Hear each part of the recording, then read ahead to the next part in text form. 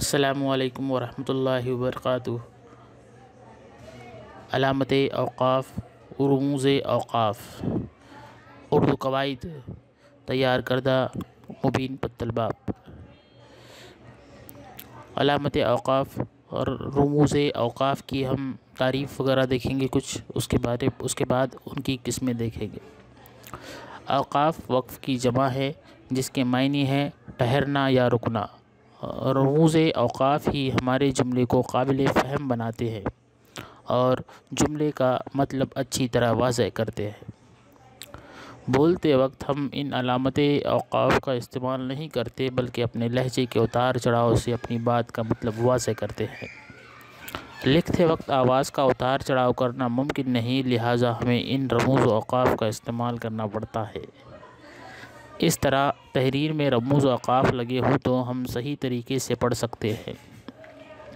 جملہ کہاں ختم ہوا، سوال کہاں ہے، التجا کون سی ہے، کہاں حیرت اور جذبات کا اظہار ہے، جملے میں کہاں اور کتنی دیر رکنا ہے۔ اسے سمجھنے کے لیے جو علامتیں استعمال کی جاتی ہے انہیں رموز اوقاف یا علامت اوقاف کہتے ہیں۔ میں سمجھتا ہوں کہ آپ کو یہ تعریف سمجھ میں آئی ہوں گی۔ اب ہم ان کی قسموں کی طرف آگے بڑھتے ہیں۔ آئیے پہلی قسم دیکھتے ہیں، ختمہ۔ ختمے کے آگے جو نشانی لگائی جا رہی ہے اس نشانی کو ختمہ کہتے ہیں۔ اس کی تعریف ہے جملہ پورا ہونے پر لگائی جانے والی نشانی کو ختمہ کہتے ہیں۔ مثال کے طور پر ماں کے قدموں کے نیچے جنت ہے کے بعد جو نشانی لگائی جا رہی ہے اسے ختمہ کہتے ہیں۔ یہ اکثر ہر جملے کے اختتام پر لگائی جاتی ہے۔ سکتہ، جملے میں تھوڑا ٹھہرنے کے لیے لگائی جانے والی علامت کو سکتہ کہتے ہیں۔ مثال کے طور پر رضوانہ سے کہو جلدی سے کھانا لگائے۔ یہ رضوانہ سے کہو کے بعد میں نے ہلکا سا تھوڑا سا ٹھہرا تو اسے تھوڑے سے ٹھہرنے کے لیے جو علامت لگائی جاتی ہے اسے سکتہ کہتے ہیں۔ اب آتے ہیں نمبر 3 کی طرف، وقفہ۔ وقفے کی تعریف ہے جملے میں سکتے سے کسی قدر طویل ٹھہرنے کے لیے لگائی جانے والی علامت کو وقفہ کہتے ہیں۔ مثال کے طور پر ڈاکٹر نے مریض کی نبض دیکھی، بلڈ پریشر دیکھا، بیمار کی تفصیل پوچھی اور پھر بھائی سے کہا۔ اب نمبر 4، رابطہ۔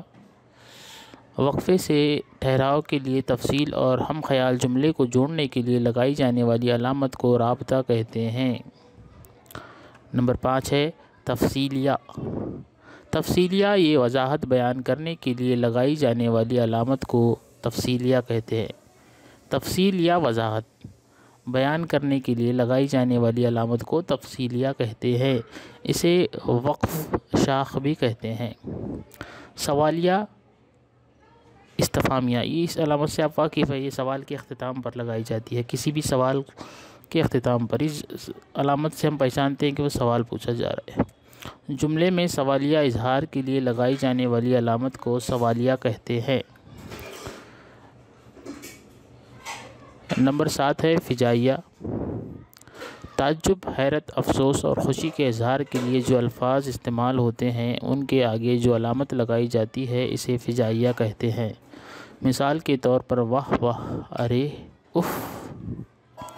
قوسین، اصل جملے کے درمیان میں بظاہر غیر متعلق لفظ یا جملے کو لکھنے کے لیے لگائی جانے والی علامت کو قوسین کہتے ہیں۔ نمبر 9، خط۔ اصل جملے کے درمیان میں بظاہر غیر متعلق جملے لکھنے کے لیے یا بیان کی شدت کو ظاہر کرنے کے لیے لگائی جانے والی علامت کو خط کہتے ہیں۔ نمبر 10، واوین۔ کسی شخص کی کہی ہوئی بات ہو بہو لکھنے کے لیے پوری بات کے شروع اور آخر میں لگائی جانے والی علامت کو واوین کہتے ہیں۔ مثال کے طور پر کاشف نے کہا، ابا جان مجھے سائیکل دلائیں۔ Thanks for watching. Like, share and subscribe.